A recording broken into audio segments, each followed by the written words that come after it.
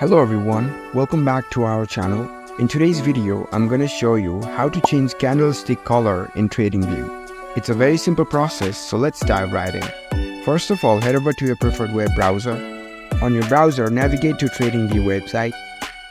After you are in the website, make sure to log in with your account. Once you're logged in, you will see this dashboard. Now, you can go to the charts of any stocks. For now, I'll open the stocks of Apple. Select Apple from this list. Click on Super Charts. It will open the charts page. Here in the charts page, you can see the color of this candle. It has green and red color right now. So in order to change the color of this candlestick, you need to go to the chart settings first. So you can right click anywhere on this chart.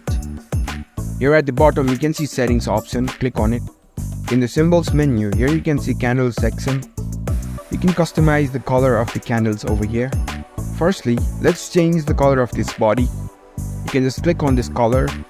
Now select your preferred color. You can also set the colors for the borders of candle.